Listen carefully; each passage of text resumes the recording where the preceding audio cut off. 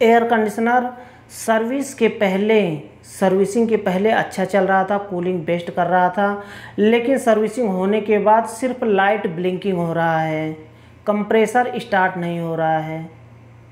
आखिर ऐसा क्या फॉल्ट हो गया कि सर्विसिंग के बाद ये दिक्कत आने लगा? सर्विसिंग के पहले तो परफेक्ट चल रहा था, सर्विसिंग के बाद ऐसा दिक्कत होने लगा कि ब्लिंकिंग होने लगा लाइट, कंप्रेसर स्टार्ट नहीं हो रहा है।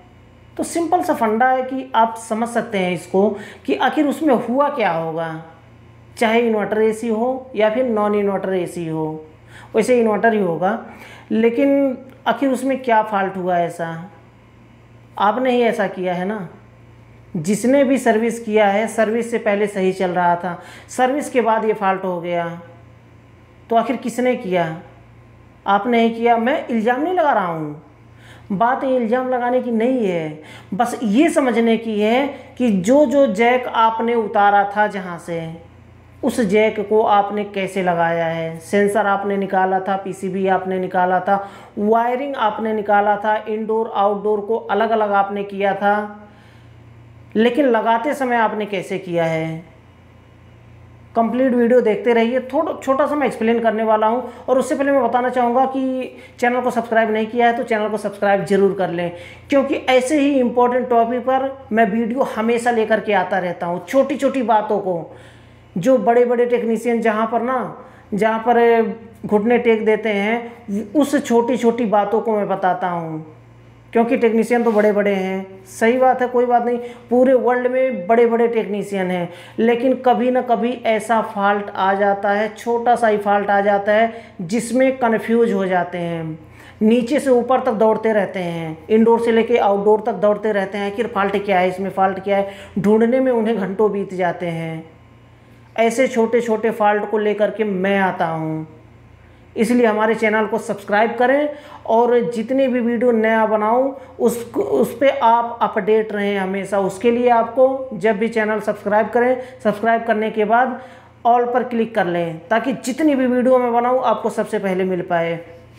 तो उसमें हुआ क्या है कि जितने भी ना सेंसर आपने जैसे इंडोर आउटडोर अलग अलग किया मानिए, या फिर आपने नहीं किया अलग अलग, तो उसमें क्या होता है, कभी कभी ऐसा भी होता है ना, एम्बिएंट टेम्परेचर सेंसर जो आउटडोर में लगा है, जब हम पानी मारते हैं उस पर, तो उसमें पानी की कुछ हिस्सा रह जाता है पानी का आउटडोर के एम्बिएंट टेम्परेचर सेंसर में।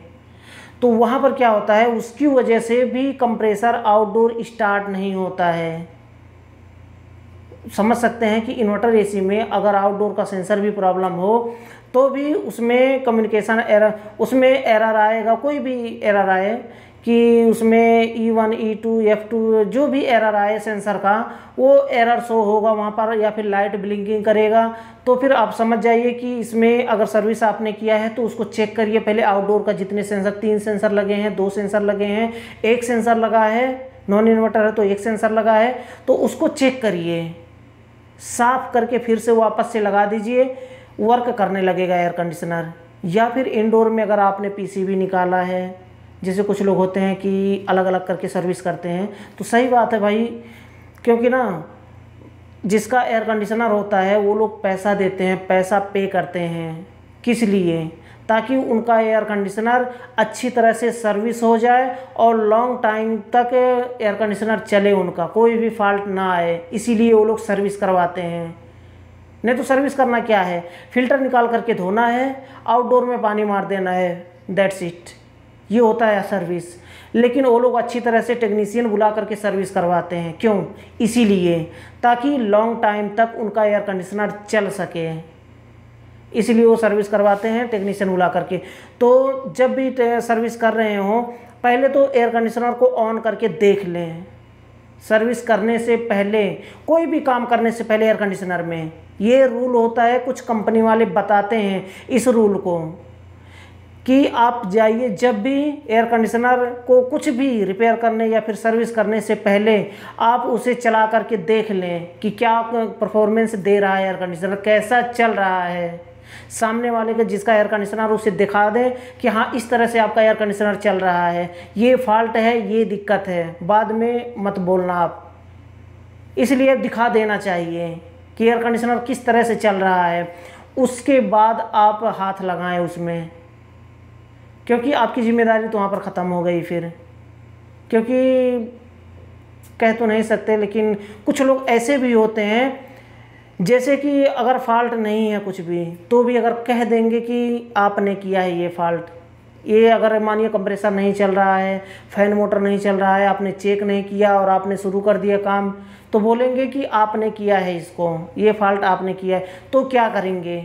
कुछ भी नहीं कर सकते, आपको करना पड़ेगा, आपकी कंपनी को करना पड़ेगा वो काम, क्योंकि आपने पहले दिखाया नहीं, आपने पहले देखा नहीं, पहले चेक नहीं किया।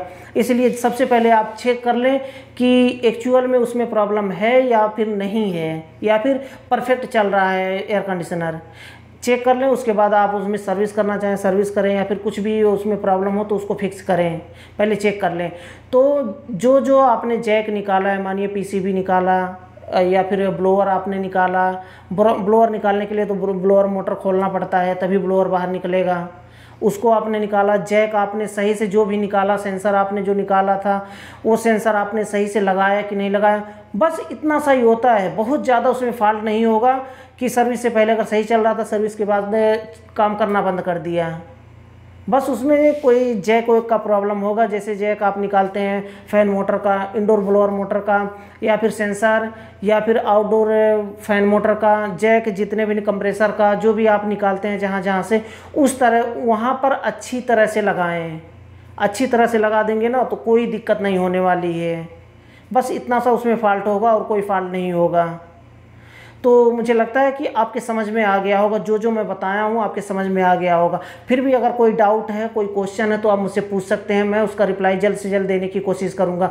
तो ये छोटा सा वीडियो था, अगर वीडियो आपको पसंद आया हो तो वीडियो को लाइक ज़रूर कर दें, क्योंकि दोस्तों हम आपके लिए ऐसे यूज़फुल वीडियो हमेशा लेकर के आते रहते हैं। चैनल को सब्सक्राइब करके बेल आइकन को प्रेस करके ऑल पर क्लिक कर लें, ताकि जितनी भी वीडियो मैं बनाऊँ सबसे पहले नोटिफिकेशन आपको मिल जाए और वीडियो को देख पाएँ सबसे पहले।